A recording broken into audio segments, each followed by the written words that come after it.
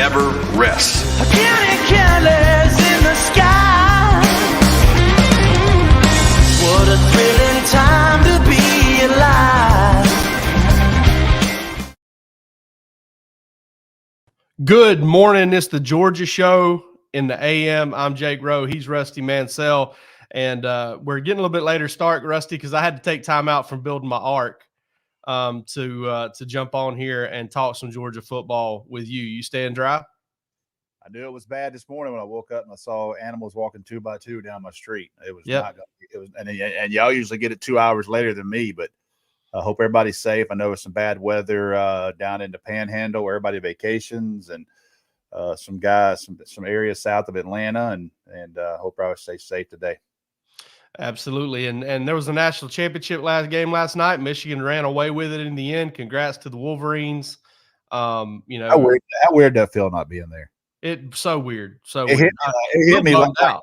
Well, yeah. And then yesterday when you started watching things like at 5:30, ESPN started their live show, and I was thinking, damn, this is weird. You know what I mean? Last year and 2 years ago, and even 2018, you're at these things. So it's good that Kirby Smart has built that, and that's the expectations for Georgia. For us that cover this team, but man, that was weird. I've been to a lot of sporting events, and I've covered a lot of college football games, and nothing compares to a national championship game. And what was funny to me was watching all that, as I was like, man, I never see this stuff. Felt like I hadn't seen it in a long time, because we're always kind of in there, and you're trying to make your way to the stadium, or you're trying to catch a little nap because it's a late night or something like that. And then, just not being a part of it kind of sucked. Georgia being in it or not, that didn't really play a part of it. I just would love to have been in a press box for a national championship game. We've talked about it. Those post-game media parties are outrageously fun, and a lot of good food, good drinks, good times. But Rusty, we got a lot to cover. We're going to hit on a lot of different topics here just to set the stage for the 2024 offseason. But the news of the day yesterday, as far as Georgia fans go, Jaden Maiava, 6'4", 225-pound quarterback out of UNLV, Hawaii native, finished his high school career in Vegas. Georgia got him. I mean, rather than go to USC, play for Lincoln Riley, and compete for the starting job, he's coming to Georgia where he's going to compete for the backup job. And to me, that's just atypical of what we see these days. And I don't know, that's a different cat right there. And I'm interested to see how it pans out for him and for Georgia. A couple of things with that. Obviously, we had to dig around on it. And, you and I talked on Friday that we thought someone was on campus, and we couldn't really pinpoint exactly who, what, when, and where. We'd heard some rumblings of that. And we don't run to the board or unless we know, especially when you start talking about quarterbacks. We've been doing long enough to know you don't mess around with that unless you know. Yeah. Now, here's what I've heard on the backside of this. And this young man basically had his agent. And when I say his agent, that's the norm now. Let me rephrase that. Carson Beck has an agent. Quinn Ewers has an agent. All these guys have agents now, so that's not indicative of this young man. He has an agent, and his agent, from what I was told, reached out to Georgia and said, "Look, this is a spot that he's interested in, and he understands that Carson Beck is coming back. He had some boxes there that he wanted checked as far as a program. I am told that Georgia's offensive game plan. I am told that the offensive line." And the ability to play in big-time environments that Georgia has and will continue to play in was very attracted to him. Now, he understands he's going to come here and compete. Now, if you're Georgia, you look at this thing and say, what are we doing here? Okay, you lose Dylan Raiola, you were going to bring 2. Kirby likes to have 4. And, Jake, you mentioned it yesterday. Kirby Smart values experience. Kirby Smart values snaps. This young man right here has all of it. And I put a note on the board yesterday. And normally I don't get into this when I have texts between coaches. but I put on the board on the junkyard that on the dog walk, excuse me. Oh, it's a little early. I put on the dog walk on our DawgsHQ message board that I had a DC tell me they played him, and this is an NFL kid. He said he was a problem. He was very accurate. He was hard to prepare for. So, you look at all that stuff, Jake, and really, man, that mindset he's coming in with, look, I just want to come to Georgia to learn. I want to come to Georgia to compete for this job. And that says a lot, man. And it kind of reminds me of Gunnar Stockton. Gunnar Stockton could have went to 100 places coming out of high school, and he zeroed in on Georgia. Gunnar Stockton could have left. He's not. He's staying to compete for the job. Ryan Puglisi, the same thing. So when you look at the room right now, there's some characteristics that I think Kirby Smart and Mike Bobo covet, and that's competitors, guys that want to compete, guys that don't want this job to be handed to them. And I really, from just talking to people about this, he was in Athens Thursday morning. Now that we found out, all day Thursday night, Friday afternoon before leaving to go to USC. He went to USC and sat down with Lincoln Riley, then committed to Georgia. So I'm just telling you now, there's some boxes to check with this young man, and we'll see how it goes. But Mountain West Freshman of the Year, threw for 3,000 yards. And here's the thing, Jake. If you're Georgia, your goal is to win the national championship for 2024. You didn't bring back Carson Beck and go get ETN and all these guys to finish second or finish third in anything. The goal is to play in Atlanta on January the 20th next year. If Carson Beck, just say, for example, had a high ankle and he had to miss 3 or 4 games, you look at this and you've got a kid in your room that has taken, 12 games worth of snaps, basically? 13, really. 13. This guy's played 13. Because he played early in the season. I mean, he got about 60 snaps under his belt, I'm pretty sure, in those first couple of games. Yeah. So he didn't start. So you see a guy like that and you think, you know what, we've got some depth, and it's not like he's locked in for the future, but Georgia goes into the offseason knowing they've had a guy that has played in 13 games. If something were to go, if they were to have an ankle or something where Carson Beck's out a week or two, you know what I mean? So that's a huge deal yesterday for Georgia. Absolutely. And not only that, I mean, he's a big, strong arm kid. He's mobile. You see him run the ball really well. I know against Vanderbilt, he had like a 30 or 40 yard touchdown run on something he's probably not going to run at Georgia. He ran a little shotgun triple option and just split the defense for a nice touchdown run there. There are a few things that I want to point out here. And number one is, you can say what you want to about, Oklahoma not winning playoff games while Lincoln Riley was there, or the fact that USC's kind of treading water right now a little bit. But Lincoln Riley tends to know quarterbacks. He tends to, know what he's talking about quarterbacks. And, USC wanted this guy. And again, that job's kind of open. I mean, I know Miller Moss is a talented player, but, I think that was going to be he had a chance to start there. He doesn't have that barring injury at Georgia. Yeah, but that's one thing. About that. He knew wherever he went, though, he was going to compete. Yeah, 100%. I love that mentality part of him. I mean, I don't know what the situation was with Miami. I checked with Pete Nakos, who, let me tell you something, dude. I don't want to make this the Pete Nakos show. I'm pretty sure he'd watch it and get real uncomfortable because of the kind of guy he is. But Pete is a monster, okay? An absolute monster as far as this transfer portal goes, killing it. Pete told me that Miami was in on him. Now, I don't know how that shook out, but Miami's a place where he probably could have pressed himself in there and got a chance to play early if that was the way that he wanted to go. But like you said, he wanted to compete. 2, if you build it, they'll come. This is Field of Dreams a little bit. Kirby's kind of built this thing to where these types of players are the ones that want to come be a part of it. And so they, now what Georgia has here is they've got a guy that kind of came to them that fits the same mold as a Stetson Bennett, who was basically tried to run him off twice, and he wouldn't leave because he wanted to compete and be a Bulldog. Carson Beck, who stuck around forever before he got his chance. Brock Vandegrift, who stuck around for 3 years. And yeah, he transferred out, but the same guy that sat there in April last year and said, hey, if I didn't think I was getting better, I would leave.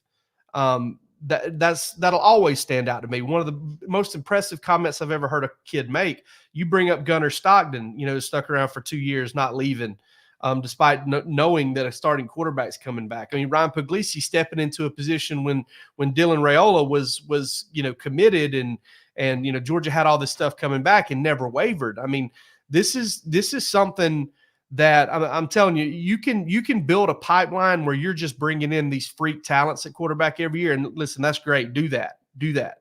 But you're also, when you can get guys like this, it's just absolutely massive. And then on top of that, kind of a third point here, if you want to compete for a national championship every year, you're not turning down good, talented quarterbacks who want to be a part of your program. And especially ones that reach out to you. Yeah, you've got to stockpile them the best you possibly can, because we're in a day and age where any player at almost any time for any reason can get out of there. Yeah, it's crazy. This portal, we were talking about it before we got on. Michigan wins the national championship. I'm assuming he's having his press conference right now. They're going to get a plane and come home, and they're going to have kids hit the portal tonight, which is just the way it goes, man. I've heard that story. Kirby Smart flying back from LA last year, had a seat empty to him, and they were bringing players up one by one. He was meeting with players on that plane ride back. So it doesn't stop at all. Yeah, it doesn't. And another thing I'll point out there too is Michigan's in a spot. You talk about this portal. Michigan's in a spot where some guys they're about to deal with here today with some guys they don't want to leave, trying to leave, and they're trying to get, because some of them you do want them to move on and try to find another opportunity. Kirby has said as much as that. But I mean, I remember a few weeks ago, you're looking and you're seeing these social media posts. What's going on at Georgia? 14, 15, 17 players in the portal. Final number for Georgia, by the way, 17 scholarship players in the portal. Hey man, you look over at Alabama, and nothing's wrong there either. 17 players in the portal, exact same number. Guys entering late. It's just, listen, it's happening to everybody, and it's the way it goes. And you've got to both schools taught players out of getting into the portal. Yeah, 100%. Both of them taught really good players out of getting into the portal. So yeah, it is the way it is. Yeah, Alabama had Elijah Pritchett declare and then undeclare in a matter of hours. So, I mean, Georgia had the same thing there with Julian Humphrey. And when, you broke that story, and Daniel Harris, I mean, this is the way it is. That's the way it goes. And Georgia's been kind of on top of it. And now we go to the 2024 offseason, Rusty. And listen, I'm not going to sit here and I'm not going to go all over Twitter and make a big fuss about it and get a bunch of attention over it. Do I think Georgia had the best team in the country in 2023? I do. They didn't get a chance to prove it, and it's their fault they didn't get a chance to prove it. They didn't play their best game when their best game was needed against Alabama, or at least a better game than they played. But I also think that listen, that schedule's tough, and we'll go over that. Still think Georgia goes into 2024 best team in the country. Yeah, I would agree with that. And look, I'll say this right here with you. Georgia, in my opinion, was the best team in the country. On the other side of that, Georgia did not beat Alabama, and they knew going into that game, had to beat Alabama. Well, why did Georgia have to beat Alabama? You know why? Because there was Georgia fatigue, and that's real. And everybody that around the country that has a vote and other conferences were tired of seeing Georgia. Is that right? That's not, but that's it. I'm telling you right now, there was a lot of Georgia fatigue, and they had to win that game, and they didn't, and that's why. But it would take someone. You take 20 people that are most respected people in college football outside of the Georgia market and outside of the Michigan market, and say you got to bet your mortgage for 1 year straight up on a team. Who would you take? It would be hard to bet against Georgia, but congratulations to Michigan. They won. Yeah, 100%. It is what it is, and we'll see how Georgia does. They got a hell of a schedule, but they also got a hell of a roster, and they got a quarterback coming back, man, in Carson Beck. So it's going to be an interesting offseason. Be a lot of stuff that we can talk about already kind of. This is the first time Georgia fans have woke up 729 days, not national champ, and that's one of those feelings. It's another thing that's weird. You know what I mean? It's another thing that's weird, but you got to kind of enjoy that, man. People. I've got friends and family that are in their early 70s, and we're in the South, and football means something, and you hear that from time to time. I want to see Georgia win one more before I pass away, and I'm sure you heard that from several people on your side. And Georgia won 2 here and got a chance to be a threat every year. That's the biggest thing I think Georgia fans can appreciate, that under Kirby Smart, recruiting is going to be elite, and every year they're going to have a chance, a legit chance to get to game 15, 16, or 17 now, whatever it's going to be this year. Yeah, absolutely. And then I look at it, I mean, not just Carson Beck coming back, but I love what they bring back at receiver. Their running back room got better. All of a sudden, you bring back 4 guys who started 6 or 7 games at least last year on the offensive line, and 2 more that got a lot of valuable experience. I mean, you're looking deep on the O-line. You got some key pieces back on the defensive line, key piece back at inside linebacker, moving some stuff around at outside linebacker. Got to get that secondary figured out. And we got a depth chart projection over at DawgsHQ right now where we kind of make a way too early prediction on kind of the way we see that playing out. I guess that takes us, Rusty, to listen. Georgia we started bring this thing full circle. We started with Georgia adding Jaden Maiava via the transfer portal at quarterback. That's 6, 3 receivers, a quarterback. Wait a minute, 3 receivers, a quarterback, a defensive lineman. Who am I missing? Dude, my brain's so fried with all that. Yeah, I'm missing somebody. ETN. ETN, that's right. Golly, missed maybe the most impactful one of them all. Palmer come behind the curtain on that. Yeah, Wizard of Oz back there. Yeah. So they've added 6. Are they done? You think? You talking about for DBs? No, I mean DBs, any other position. They're not done, but time's ticking because school starts yesterday, so that drop ad is Friday. So you would keep an eye on Friday, but I think people need to also realize that May 1st through May 15th is another portal. You will not get an SEC kid, but doesn't mean you can't get a hell of a player. So there's another window there, and there's no telling what coaches are thinking, because you go through spring practice, and if spring practice don't go well for somebody, or if somebody pops up, just say school A has a kid that nobody really knew about, and he goes off on ESPN in a spring game, and next thing you know, everybody in the country's freaking, messing with him, trying to get him. So there's a lot goes on, but there's another window May 1st through 15th. So, and Georgia will lose a couple of players after spring practice. That's inevitable. You know what I mean? It's got to happen. Got to happen. So it's still there, but meantime, you're watching for Georgia will be between now and Friday, I believe, is that drop ad, and you got to be in school. Well, I mean, I hate to add any ambiguity to it here, but I know, and I don't know what the rule is now. It's so hard to get all of these rules, Rusty, because there's 1,000 of them, right? Yeah. But I know when Jamie Newman joined Georgia's team in 2020, this was before COVID, a couple months before COVID. But I remember speaking to somebody in not at Georgia Athletic Association, but like speaking to someone in Georgia administration at the university, who said these transfer kids, I think they got up until like 14 days after the start of classes, if you're transferring in to kind of get into classes and get rolling. I'm not sure about that, so it may even be a little bit longer. And that's something I'll run around and check on, I guess, today, because I ain't going outside, that's for sure. But yeah, I mean, I don't think they're done either. And I look at defensive back, I look at defensive line, and like you said, man, it's one of those instances where it really depends on who's in there, right? I mean, that's something the fans, because I've heard a lot of talk about the defensive line, right? Like, man, why didn't they do more? Why didn't they do more? Hey, man, what were you going to do to make Georgia's defensive line better outside of maybe Walter Nolan and a handful of other guys? It just, we told you Georgia wasn't going to be involved with Walter Nolan. That just wasn't going to be a Georgia recruitment because of the nature of it. So, Georgia's in a unique. I tell you what Georgia did. I could say they kept their roster. Yeah. They kept these guys that are tweeting, let's run it back. Well, they didn't run it back because they love raising canes. You know what I mean? So there's only one of those in Athens. Yes, this is a different world now. So you look at that roster and what's coming back. Georgia, where Georgia spent? Georgia kept their damn roster, and that's a big deal. And they were able to get some key additions. Now they didn't, you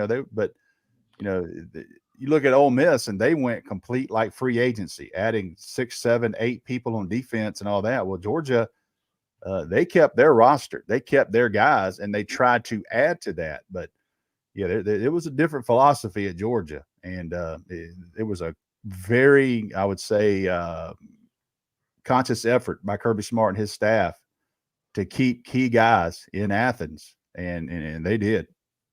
Rusty, before we get going here, we're going to get going here pretty soon. But one thing I wanted to touch on, give me one youngster, one of these guys that you expect to kind of make some noise during spring practice. Georgia had 22 early enrollees. One guy that you kind of expect to make a little bit of noise here in spring practice is we're leaving spring practice thinking this guy might be able to help Georgia in his first year. Well, I won't cheat. So obviously ETN is not coming here to sit down. Like ETN's coming here to be. Yeah, I'm meaning one of these signees. I won't say, like, I'm not going to say just all or nothing spring, but I do think here's the rule. Here's the rule on freshmen. The further you get away from the ball, the easier it is to play. And what I mean is if you take that center and you get the furthest away you can. So you got running backs, wide receivers, and DBs. Those are the kids that tend to play. It's harder to play in that box as a true freshman. So for me and value and where they are, I'll give you 2 names, Ellis Robinson and KJ Bolden. Can they handle the scheme? Can they make the transition into college football this quick? Because athletically, they're what Georgia covets, and that is long, fast, and ability to cover. So obviously KJ Bolden's going to have a chance to some open areas there, but Ellis Robinson, even with what I consider 3 experienced corners coming back, from everybody we talked to, like this might be the best DB that Kirby Smart's ever signed. So where does he fit in this role, and how much does he play? So if I'm a betting man, I start with his DBs. Ellis Robinson and KJ Bolden, 2 guys I think that can bring value to the 2024 team pretty quickly. Yeah, I'm going to break that rule on being a little closer to the football, and I'm going to go Jordan Thomas. Not because I think he's going to just come in and blow up and be a stud, but I thought from everything I saw and everything I read from out in San Antonio, I thought he looked really good. He came in there at 322 pounds, which, if you've listened to Matt Godwin on our show, that's a good thing because he's probably going to come in and lose some weight, probably going to come in and drop 10, 15 pounds right away. And the fact that he's, no pun intended, got, added some cushion there for him to lose some weight. I think him being around 300 pounds there, I think that's a guy that I just have a pretty good feeling about him. I think he fits those Trey Scott dimensions there, and he's a guy that can help provide some depth there for Georgia. I also like Joseph Jonah Ajonye. I mean, we've heard a little bit of buzz out of him already. Very good-looking player on the hoof there. I love that Georgia has brought in 22 early enrollees from the class, and then they're going to bring in 6 transfer, 28 new players, at least. That's without adding any more from the portal. 28 new players for this spring. Team meeting tonight. Can you imagine walking there with 28 new players? Yeah. Think about Michigan. They got 45 seniors. So when they have a team meeting, if and when they do have a next one, and Harbaugh, if he's there or not, there'll be 45 players gone from that national championship team. Now, is that 45 players out of eligibility? I wonder, or 45 players that just get classified as a senior and some can go super senior on them. I have no idea. But just to hear the term 45 seniors is insane. But as we've seen, even, a lot of your seniors are getting out of there. Like the super senior thing's not very common at this point. Yeah. Most seniors I ever had, we'll get off here in a second. Most seniors I've ever heard was Norcross High School, 61. And they won back to back. They had 61 seniors with Alvin Kamara and Lorenzo Carter and all of them. They had 61 seniors. That second state title in a row. Yeah. They won 2 state championships in a row and 60 seniors. I'll never forget going to practice, and I looked at Keith Maloof and I say, Coach, how do you keep 61 seniors? And he looked NIL, baby. He had a big old ring, and he said they're all trying to get another one of these. And I was like, wow. But yeah, man, you look at that. You look at that team meeting tonight. That'll be interesting, and we'll kind of get a gauge on who's there. And really the 2024 season for Georgia, it kind of starts tonight with that team meeting, and Kirby will lay down what he expects from these guys, and they'll go into the winter workouts.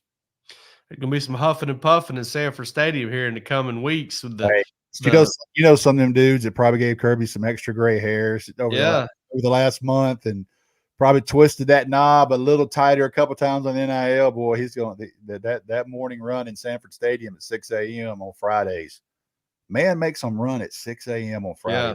You know how bad that screws up a Thursday night for them college kids? Yes, sir, buddy. I'm sure that is not unintentional. And And listen, hey guys, they're not vaping. If you ride by the stadium and the lights are on and you're going on your little walk there, they ain't vaping. That's just how cold it is. That's wrong. Kirby's going to answer for a lot of things one day. He's going to answer for making that team on Friday mornings at 6 a.m. because he knows exactly what he's doing. He's keeping their butts in on Thursday night. They're playing Madden and going to bed at 9:30. That's right. All right. Hey, we'll have it covered for you at DawgsHQ. The best place to figure out what's going on in the offseason to get all the scoop and all the buzz is going to be DawgsHQ. And thank you. For a month that it was the best month we ever had. It was the most views, the most new members. It's not even close for that last 30, 40 days. We thank you for everybody that's spreading the word. And Jake and I, as co-owners, are just thrilled with our team. We're thrilled with the people we work with, just the direction of DawgsHQ. I love hanging out with you guys here on YouTube as well. But thank you all, because it's been a hell of a month in the last 30, 40 days. Super excited about the future. Just getting started at DawgsHQ, but we're wrapping up here on the Georgia Show. Y'all have a great day. Stay dry, and we'll be back with you on Thursday. Yeah, be safe.